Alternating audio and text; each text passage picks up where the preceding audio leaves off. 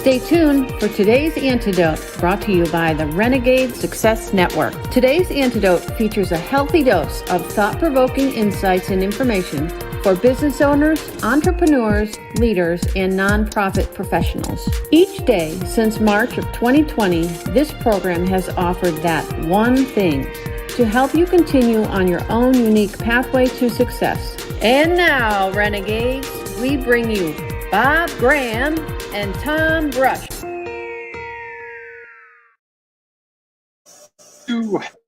Hey, Tom. Good morning. How are you?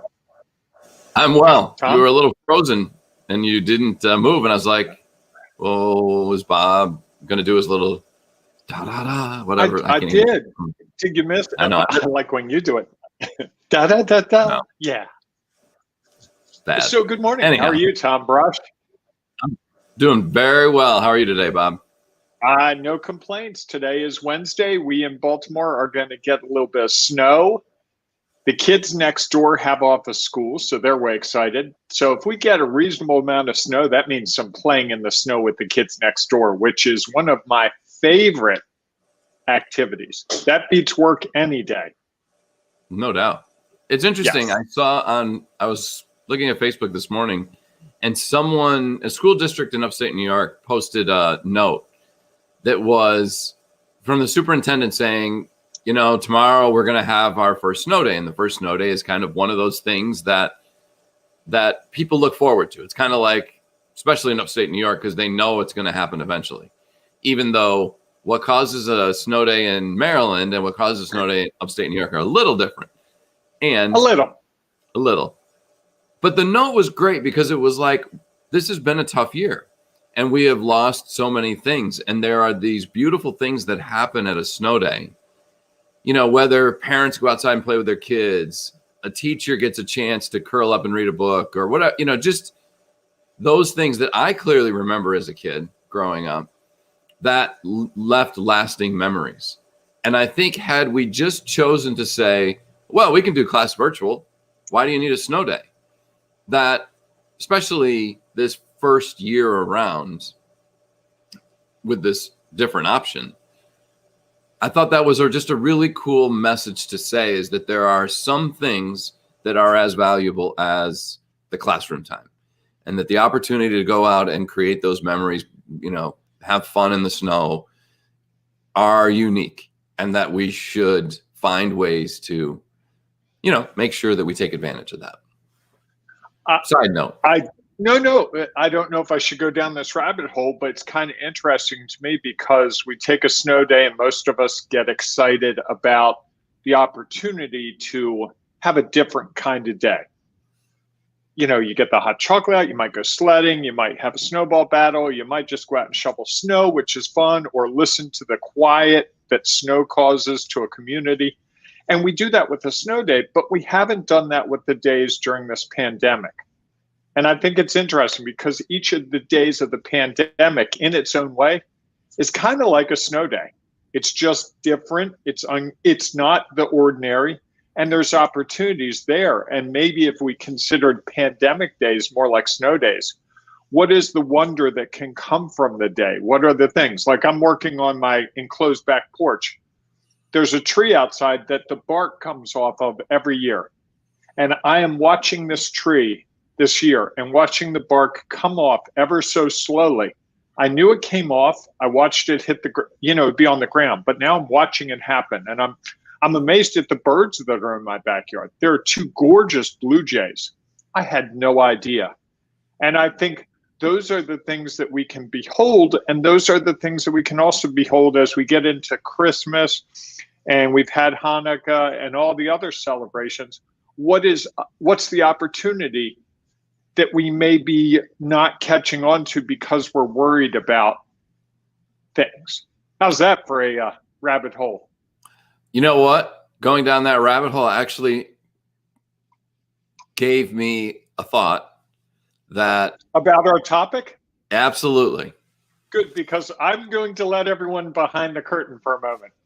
We are 4 minutes and 55 seconds into this topic, and Tom and I have no idea why we put this topic on the list, namely me, about a month ago. And so we're scrambling to figure out what the heck I'm in.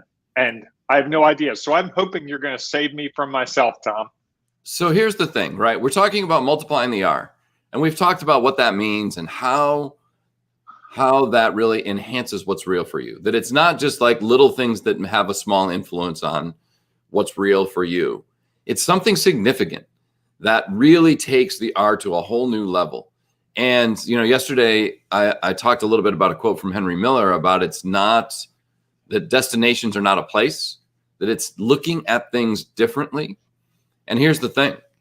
On a snow day, we have a chance to look at things differently. It's not the norm. It's, all right, well, now every plan that I had is out the window. So I remember as a kid is that, okay, maybe it was, I had a basketball game that night, or there was a big test that was in school the next day. Or a paper due one time. Or a paper due or something. And you're right. And you wake up and you're like, and typically my mom would come in and say, hey, school's canceled. So yes, back to bed. Right. And so it gave me an opportunity to look at that day completely different. And I think sometimes we in business look for those big things, right? That's going to really change who and what we are. That it's, if I put out a new marketing campaign, or if I do something else, or leader, I run this new workshop for my team, that's going to be the big thing that changes what's real for my business, for my audience, for my organization. And sometimes I think while we go looking for the big thing, we miss the little things that can dramatically change who and what we are.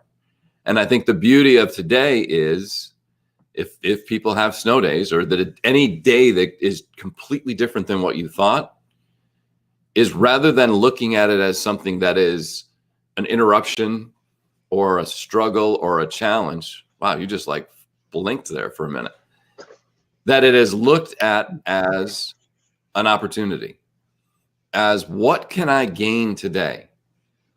Knowing that I can do whatever I want to do, that is going to change who and what I am. And I think if we go back to that kid mentality, when we get days like that, when things get mixed up, rather than looking at it as an annoyance or a hindrance, that we look at it as, what can I do? I have the chance to do whatever I want. What can I do today to try to enhance what is real about who and what I am? What knowledge can I have? What experience can I have? What perspective might I have? So I think in reality, this conversation about a snow day is what to look for as you're trying to figure out how to multiply the R, whether it's your R or your audience's R. What do you think about that? Well, I checked out for a minute. I don't know what's going on. It may be some weather-related situations, but I apologize. I think all that's true, Tom. I would add also that 60 million Americans are experiencing some sort of weather disturbance today. So if you are someone making calls, if you are networking, if you're chatting with people, if you're engaging with your clients and they're anywhere on the Eastern Seaboard, this is one of those days where you have an instant topic to talk to them about. Hey, so is it snowing where you are? Hey, what do you do when it snows? And you get to that R part that is what's real for a person. And someone's going to be like, oh, yeah, I have a friend who plays golf in the snow. Like when it snows, he plays golf. No lie. And I found this out because we just were talking one day and he's like, yeah, it's getting ready to snow up here. I'm like, oh, does that mean you close early? He's like, oh, hell yeah. How come? I'm going to play golf. What the hell are you talking about? But they play golf in the snow. They clear a place and they hit the ball. They have ball. I don't understand. I don't care. But I care in as much as it was interesting. And now whenever I talk to them, we talk about golf. We talk about golf in the snow. And I tell them, gee, I don't do well without snow. Maybe I should play in the snow. At least then when I lose a ball, losing white ball on white snow would make rational sense versus losing a white ball on green grass. That's fair. And he laughs at that joke every year. So that's what's real for him and for me. And that came from just a discussion around the weather, because I think we sometimes fall into the trap that all we can talk about is work. The interesting thing to me is that when I talk to people about things unrelated to work, that's when we start to find common reality. That's where it gets real for both of us. And that initiates the bond that leads to, oh, by the way, what do you do, Bob? Oh, well, this is what I do. Really? Wow. I didn't know people did that. I do. And, it's a different discussion. And I think that's one of the things you and I have been really trying to advocate one-on-one with people, is that not going in for the kill with the first call. I always worry about the cold call. Hi, I'm Bob. I do soft skills training. Do you have a need for a soft skills trainer? Because I'm here. And and I know there is zero chance of someone saying yes to that. Because one, no one's thinking about soft skills. Two, they're not thinking about a soft skills trainer. And three, who would hire some doofus that cold calls you about soft skills training? Because if you're going to hire someone to do what I do, you probably want to understand a bit about me. Yeah, not a whole lot of soft skills going on there when you're calling up and selling at them. Like, okay, interesting. But I did do it. I did it for 2 days. Yeah. And guess how that worked? You gained knowledge. I gained frustration. I learned what didn't work, and I probably hurt my R with about 25 people. Okay. Because who I wasn't depicted in how I had those calls.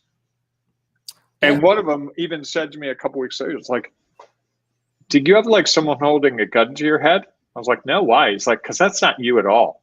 You were just like, no, you didn't ask me how I was. You didn't crack a joke. It was like you had a list of things you had to get through and you were just going to power through it. I'm like, yeah, that's kind of what it was. Yeah. Yeah. It's a whole different thing. And I think that's what's interesting about, as what you said is, it goes back to that know, like, and trust.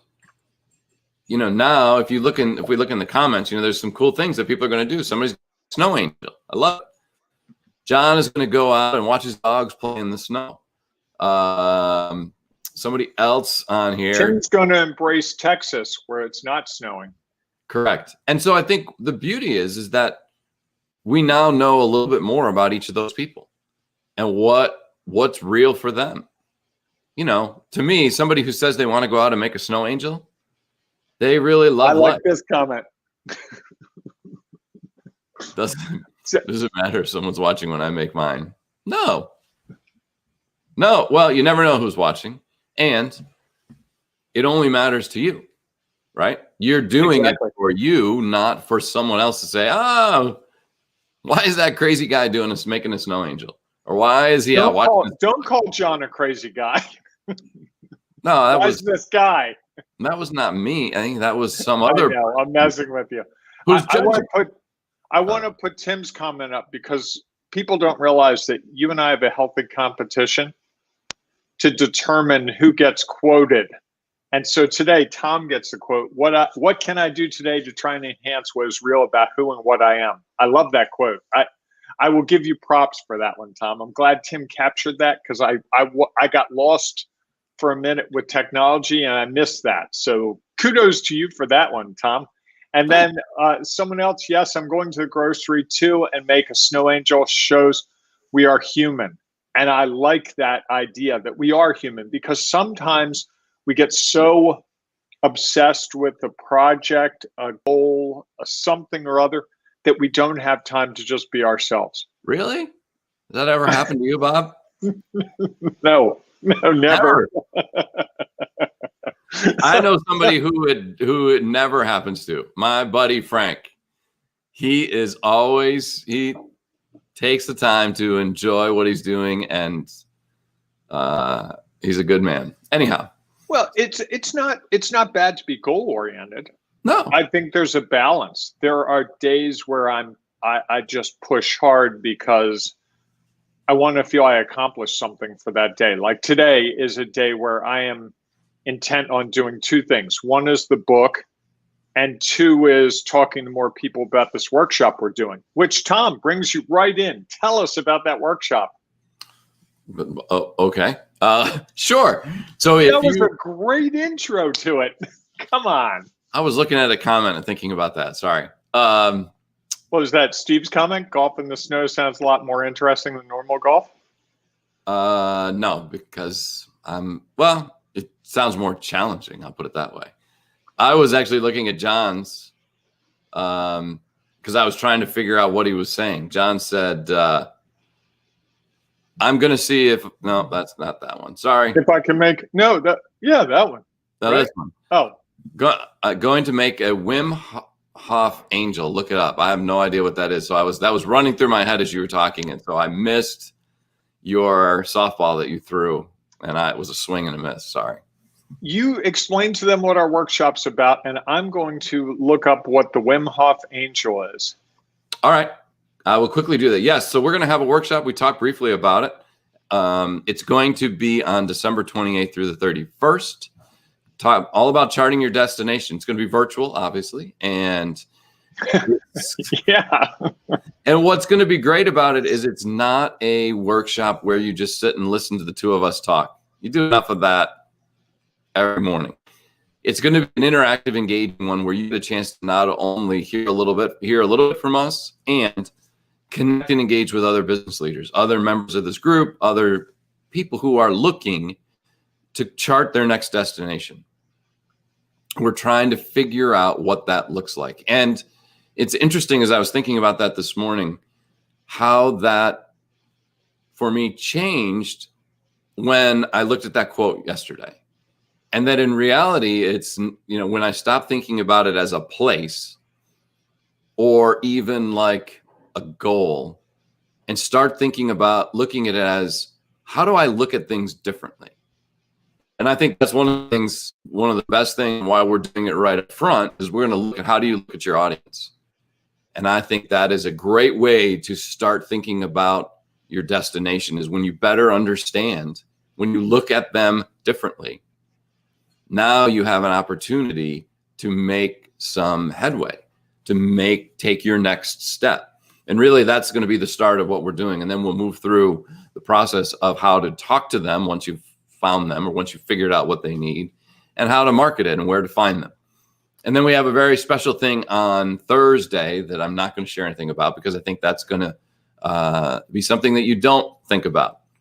And so I think that's going to be a great day and a great opportunity to really get prepared for the new year.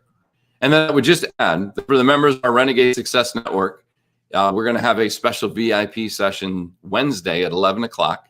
So if you're not a member of the Renegade Success Network yet, you can. And if you're a member of the Renegade Success Network, the whole workshop is included as a part of it. So one little quick plug. You did a great job. Hang on. Let me throw up. Tim says Wim Hof is the man. Let me throw up. I can't believe I said that. Wim Hof ran a half marathon in shorts above the Arctic Circle, no shoes. John Brahani says that's him, swims in the buff in the Arctic. Tim says he's an amazing guy. Wow. And with a name like Wim Hof, how can you go wrong? I mean, talk about parents really setting someone up.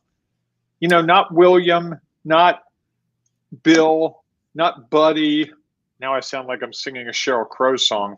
Or Mac. Yeah, you know that song? Oh, yes, I do know that. Yeah. There you go. All I know is that I've done the polar bear plunge. Oh, you're a man. And had clothes on. I can't imagine how much worse it would be to not have clothes on and swim. I ran in and ran out. Ugh. Enough to say that I got wet. And yeah, I'm not sure. That was an experience that changed a little bit of what was real for me. And now I don't need to do that again. So if he does that on a regular basis, his reality is interesting. Yes. And Tom, I get this from Tim. Bob is back to being the funny guy. Establish my reign as the funny guy again. Thankfully. So we're to that point where we should talk about that one thing. I'm going to be counterintuitive here, and maybe we'll have to talk about this more tomorrow and maybe even Friday. Multiplying the R is not about going out to more people and what you're looking for. You can't put your finger on that person who's going to be the right R for you just by looking at them. Yep. You can't hop on the Zoom call and in 5 seconds go, this person has the right R for me. It's got to be a more detailed discussion. You've got to start looking at what's your experience, what's their experience, what's their knowledge and your knowledge, and what's their perspective and your perspective. And I think as we have those more real discussions, that's when we start to find what we're looking for. Because you'll start to have these discussions, and I know for me, I know the right questions to ask now, and I can figure out where people are very quickly by their answer to those questions. And if they surprise me with an answer to the question, that makes it even better. Oh, we didn't have that. Have we not had that the whole time? No, I think when I put up the screenshot of the workshop, then I forgot to switch back to this. That's all. Okay. And I see triplets outside playing in the mud. So they're getting an early start. It hasn't even begun to snow, but they want to be out. Yeah, in the mud, not as in the snow, at least in my opinion. When you're a 9-year-old or 8-year-old, it doesn't matter, right? That's probably true. Do you have a different one thing, Tom? You usually do, and I didn't want you to get shortchanged today. No, that's okay. You gave one. I think that, when we think about what to look for, sometimes in business, we just think about business, right? We think about, okay, what's the word that they're going to share that's going to be like, oh, they're a prospect. There's somebody that I can, unfortunately, too many people, there's somebody I can sell to. And I think if we stop looking for those words and start looking for what makes them real, that is going to enhance what we're trying to do, that we are going to create greater connections. We're going to get to know, maybe like, and maybe trust. That's coming down the road, but at least we'll get to know them. And so I think, maybe start looking for different things. So if you have this idea of this is what I'm looking for, throw that out for a day. Take a snow day from that and come back Bravo, Tom. And go to something different, right? Look for something else. Look for what is it that makes them real. You could even ask them, hey, what would you do? It's actually a good idea. I was thinking about it. I'm going to post that in the Ring of Renegades. What would you do differently on a snow day? How would you treat it? Just as a way to find out like what makes people real. What it's a great way to get to better understand who they are. Now, you don't have to ask about a snow day, but you could say, you know what? Hey, what are you doing? It's the holidays. What do you love doing in the holidays? Whatever it might be. Look at them as a person and how you get to know them as a person, not as always just a prospect. And what does that look like? So that's my one thing. No, I think that's great. I used to go through a phase where I'd ask a question at the beginning of any discussion. And for a while, the one that worked really well was, what was the last thing that made you really laugh hard? You'd be amazed what you got from people. They'd be like, oh, well, I was watching the Will Ferrell movie, or I was doing this, or I was doing that, or my kid told this silly knock-knock joke. And he'd be like, oh, really? How old's your son? Oh, he's like 6. Oh, where did he learn the joke? And you get into this discussion and you're not even talking about business. You're just having a discussion. And to me, you can always have the business discussion, but I'd rather have the business discussion after I have the personal discussion, because then when you call back 2 weeks later and go, by the way, how's your son? Good, but we never really talked about what we do. Well, here's what I do, and it might be a fit for you. Right. It takes longer, but it yields better results. And you and I are seeing that personally, and we're seeing that with members of the group who are trying it. Yeah, I would agree. All right, everyone. If you want to talk about that, please contact Tom or me. We'd be happy to talk to you about that whole approach. That's one of the things we believe in strongly. Absolutely. Yes, that is true. All right, everyone. Thanks so much for joining us this morning. I hope that you go out and have a great day. If you have snow, go out and do something different. You find a way to have a different type of day and then share what you did. I think that would be pretty cool. If not, we will see you back here tomorrow morning at 8 a.m. Eastern time. If you're not a member of the Ring of Renegades Facebook group and you'd love to be a part of more discussion like this, please go to Facebook, search for Ring of Renegades, and asked to join our group. It's a private group where you get a chance to get to know people in the group and share a little bit about what makes you real. So for Bob and I, have a great day. Enjoy the snow if you get it. And if not, enjoy the day, Tim, down in Texas. And we will see you back here tomorrow, 8 a.m. Eastern time, for our next edition of Today's Antidote. Have a great day, everyone. What's your next destination? 2020 was a challenging year for business owners, leaders, and nonprofits. Whether it was a boom, a bust, or pivoting to something new, on December 31st we will have reached a destination along our pathway.